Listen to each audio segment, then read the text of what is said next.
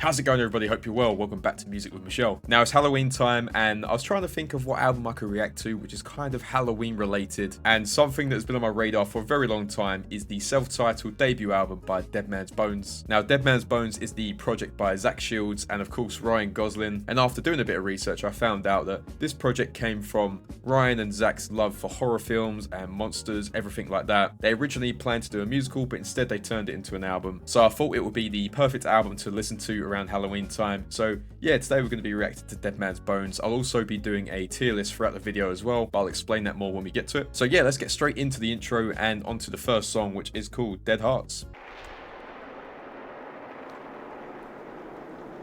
My suitcase is packed with all your heartbeats, so I walk to their sound in the magic of life after death.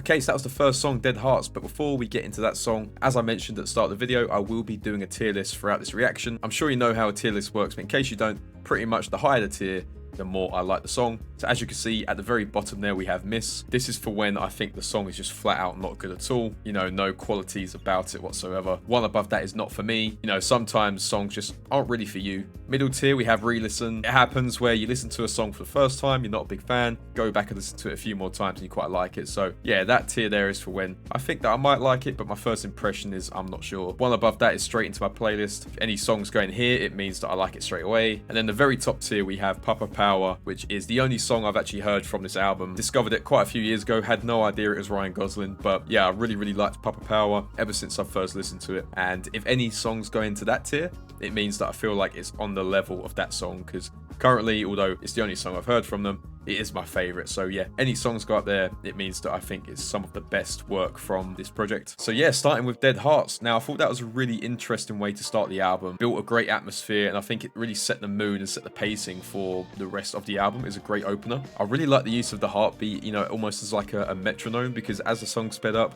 the heartbeat started racing. As the song slowed down, the heartbeat slowed down as well. It was a really cool effect and actually quite unique. I don't think I've really heard a heartbeat effect being used like that. And there was also a couple of really other cool elements in there, like a glass smashing, and it kind of just added to the song. You know, it wasn't really distracting. It felt like there was a place for it in the song. So a couple of really cool elements, the wind blowing in the background, a very atmospheric, ethereal song, and that fainted guitar as well playing throughout was absolutely beautiful.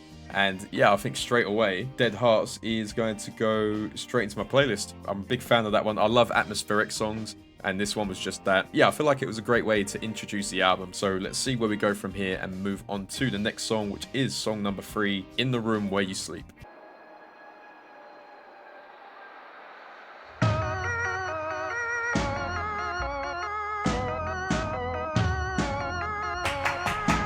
I saw something sitting on your bed in the room where you sleep, in the room where you sleep.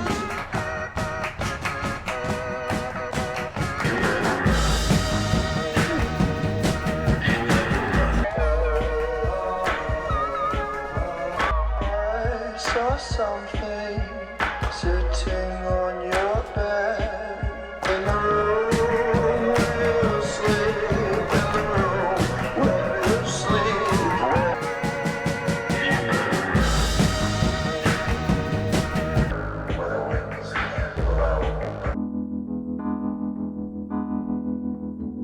That was song number 3, In the Room Where You Sleep. Yeah, so far I'm a really big fan of where these songs are going. They definitely have that kind of spooky feel to it. I think I'm right in saying that that was an organ that was being played. I do recognize that organ part actually. I don't know if I've heard it somewhere else before, but it's like a very recognizable sound, and the rhythm as well. But yeah, great use of the organ there. And it's really interesting because I read that they don't use a click track. They said they're not going to use a click track for this recording. So it's interesting hearing the different elements that they use to try and like keep the tempo. Like in the first song we had the heartbeat, and in this one it was almost like clapping, was kind of keeping the rhythm going. And I can just tell already that creatively this album is just going to be flowing of just different ideas and just utilizing, you know, different sounds. Because yeah, so far we're only 2 songs in. So far we've just had so many different sort of musical elements being used. But I like the fast rhythm of this one. I like the drums as well. The drums were really cool. The drums had like a really spacey sound, but I think it complemented the organ that was playing really, really well. And yeah, overall that was just a really fun song. Kind of reminded me a lot of like late 50s, early 60s kind of northern soul type music, like Ghost in My House, Monster Mash, you know, songs like that. There was probably a little bit of inspiration from those songs in there. But overall, really big fan of that one. I didn't actually think there'll be too many fast-paced songs on this album, so I'm pleasantly surprised by this one. But yeah, I think initial impressions is I'm a big fan of that one, so it goes straight into my playlist. Okay, next up is song number 4, Buried in Water. I really enjoyed that piano part at the end of the last song, so I wonder if it's going to continue into this one. Maybe not.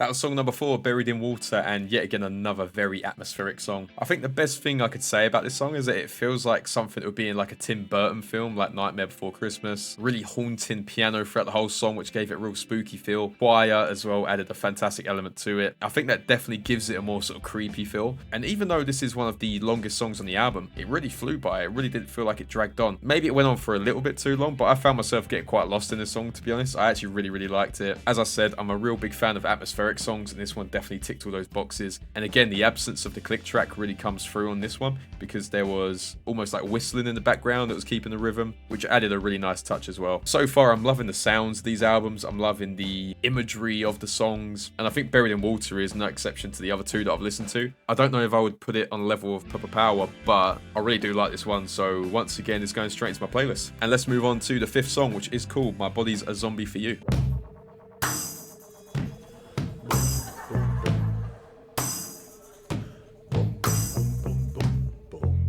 That's the first real prominent use I've heard of a bass. It sounds like a double bass actually, which is quite expected. You know, it's quite an old instrument. Yeah, it's like the first real use of a bass I've really heard, like real prominent use.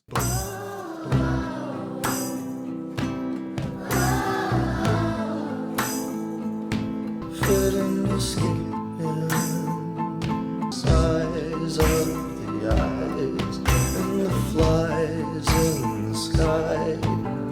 My body's a zombie for you.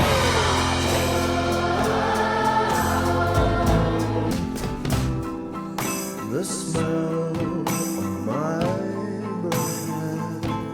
I hold my soul from the lands unknown.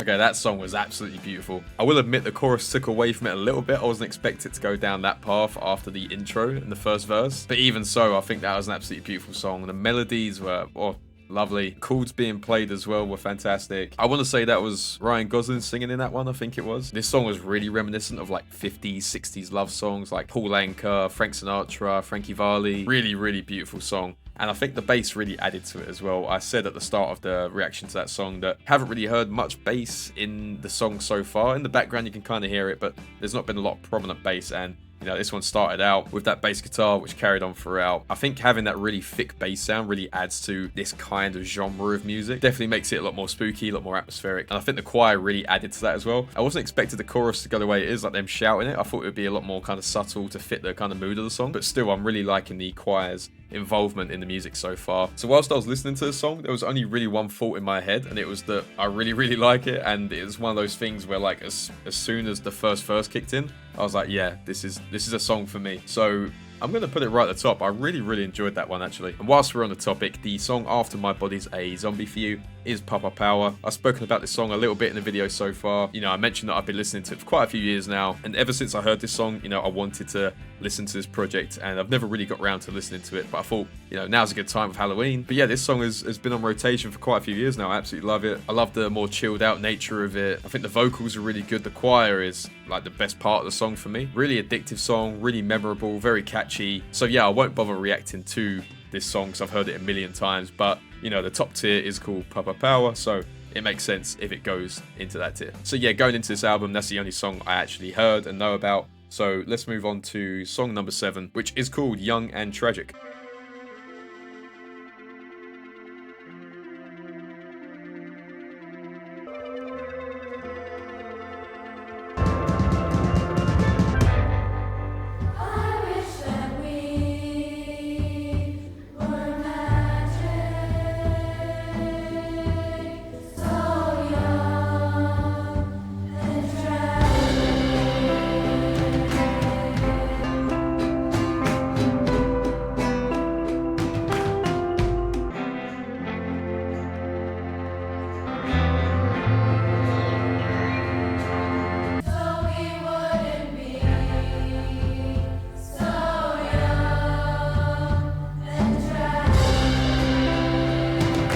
That was number 7, Young and Tragic, and that was probably the first song on the album that I didn't really click with as much. Again, I think the choir was a really great part of it, and the chorus was really nice. I just think it took quite a long time to actually get into the song. So I think listening to the song from like a standalone point of view probably wouldn't be one that I would check out that much because of how long it kind of takes to get into it. And the pacing definitely fluctuates, but it's definitely a slower song, which I usually do like, but I think this one just had a little bit too much kind of emptiness in it, at least compared to the other songs on the album. But I will say that if I was listening to the album from start to finish, maybe on like a vinyl or whatever, I think this will definitely not be one that I would skip. It would still be a song I would listen to, and I think it definitely adds to the album. There is a place for it, but I think listening to it from like a standalone perspective, I don't think I would probably listen to it on its own. So I think for that reason, it will be the first song that goes into probably re-listen, because I wouldn't say it's not for me, because I did still quite enjoy the song, but I think I'll only enjoy it listening to the album in its full from start to finish. So yeah, let's move on to number 8, which is called Paper Ships.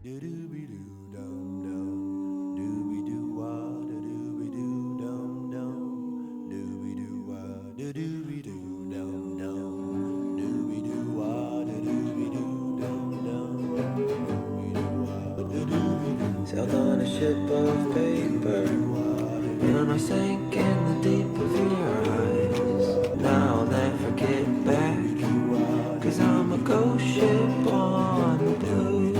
Ghost ship on the blue. Pirates never love.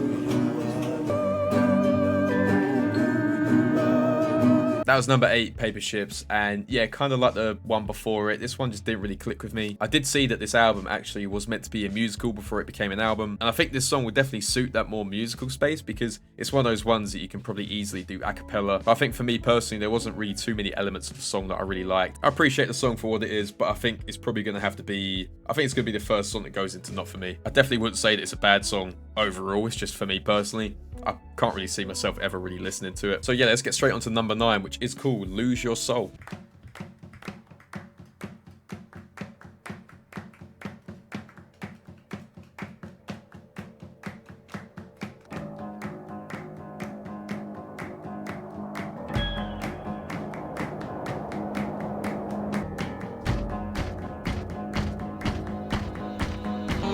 Oh, you're gonna lose your soul, gonna lose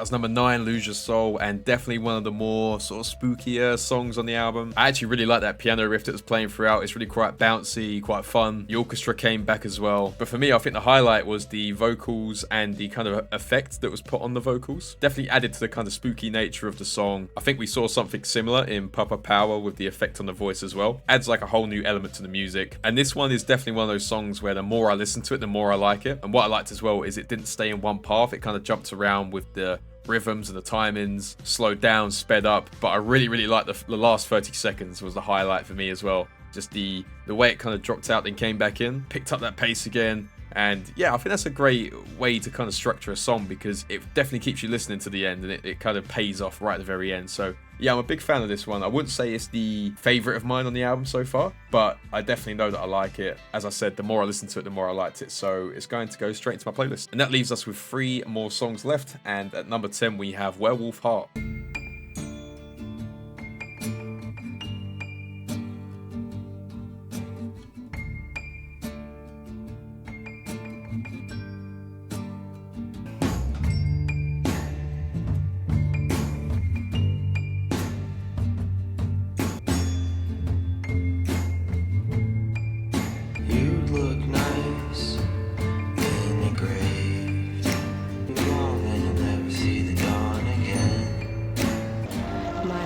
A prisoner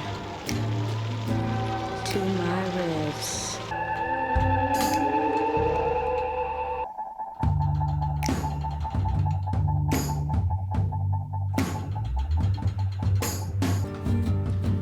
But the winds took my steps through the dark.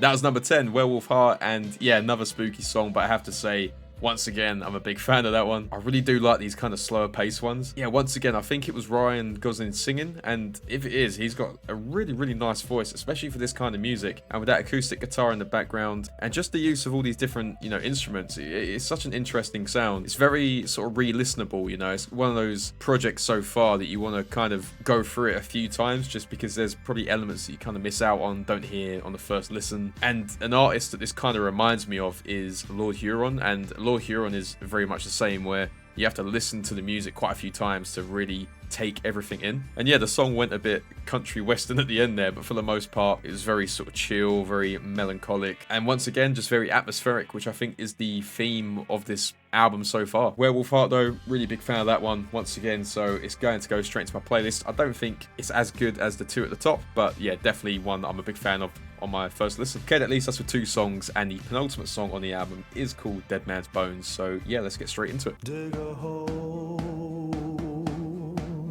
in the middle of the street. You should know what's really going down below. Of dead man's bones. I'm talking about dead man's bones. Take 'em home. Take 'em home.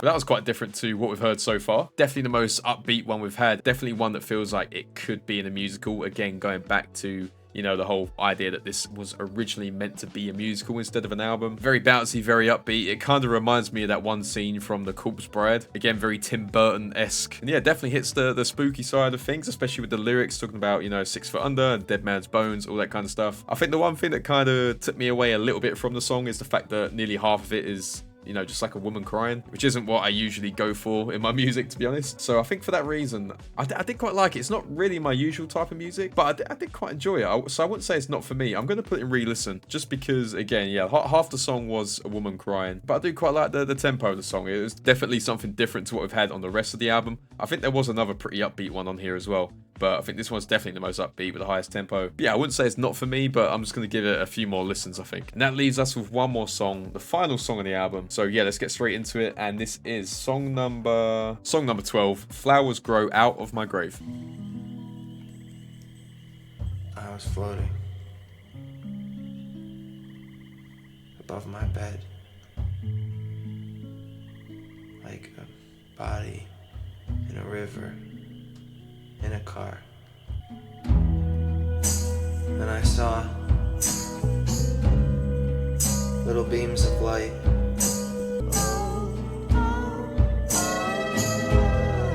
under my sheets.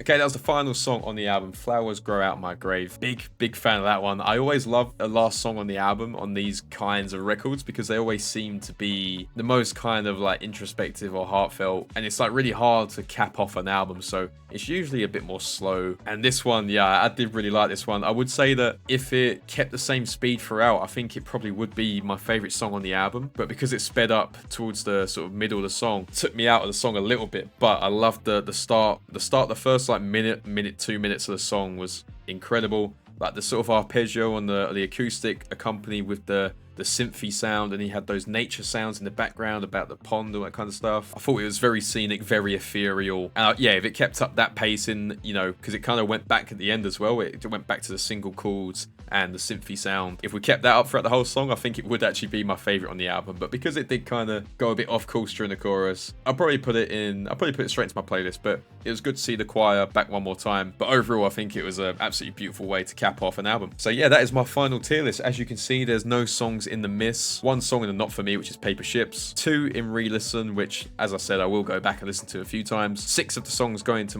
straight into my playlist tier. And then my favorite songs on the album, we have My Body's a Zombie for You and Papa Power. So yeah, that's my final tier list standing. Let me know in the comments what you think. Do you agree with my picks? Is there songs that should be higher? Is there songs that should be lower? And yeah, let me know what your favorite song on the album is. Okay, so that was my first reaction to Dead Man's Bones' self-titled debut album. Now, I wanted to pick out a kind of spooky sounding album for Halloween, and I think this is absolutely perfect for what I wanted. So many different elements in this album, so many instruments, but all of them were so, you know, visual and atmospheric, ethereal. I think the instrumentations are absolutely beautiful on the majority of these songs, and there was a good balance with the pacing between the more slower stuff, the fast-paced stuff, and I think the choir as well added like a whole new element to it. What I like as well about this band is that if you didn't do the research before, you probably wouldn't know that it's Ryan Gosling. You know, that wasn't the point of the album. They could have easily used it in the sort of marketing and branding. They could have put Ryan Gosling all over the place, but they didn't. They decided to make their own standalone project, which I really like, because it means it's more about the music and less about the actual person who's making it. But it's a very, very cool concept for an album. I read before that they, didn't use click tracks. They said no electric guitar. There was one point where I think I did hear some electric guitar, but that's fine. They said no electric guitar, and apparently they had to play all their own instruments, and they was only allowed to do 3 takes. So if you don't get it right in 3 takes, they're sticking with it, which I think is a pretty unique way of approaching the production and execution of an album. But I think it worked, honestly. It had a theme and it stuck with it throughout the whole sort of journey of the actual album. I can definitely see why Papa Power is the most popular song on there, but there's so many others in here that are really interesting. And I think, again, it's going to be one of those albums that the more I listen to it, the more I like it, the more you hear different things in each song. And it's cool to see a passion project like this actually come off and actually work well. And even though this came out in 2009, I think it definitely holds up today. It doesn't feel outdated, even though it's not that long ago. It still is 14 years, so, you know, music's changed a lot. But I think because it kind of blended a lot of old musical styles and new musical styles, I think it definitely still, you know, has a place nowadays. It doesn't feel, like I said, outdated or stuck in the past, anything like that. I think because it is quite a unique sounding album as well, it's probably always going to have a place, and it probably will never get old, I don't think. Yeah, overall, I'm very impressed with this project. It's one that I'm definitely going to be buying on vinyl. And yeah, I can't believe it took me this long to actually check the album out, but I'm very glad I did. And the perfect time as well, this time of the year. It's currently the 30th of October, so perfect time of year to listen to an album like this. But overall, very happy, very unique album. And yeah, I can't wait to listen to it again. So yeah, let me know in the comments what your favorite song on the album is. And, you know, I know it's been out for quite a few years. Are you still listening to this album? Do you still go back to it? I'm interested in hearing your thoughts. And I want to say a big thank you if you made it this far into the video. Leave a like if you enjoyed it, and I hope you have a nice day.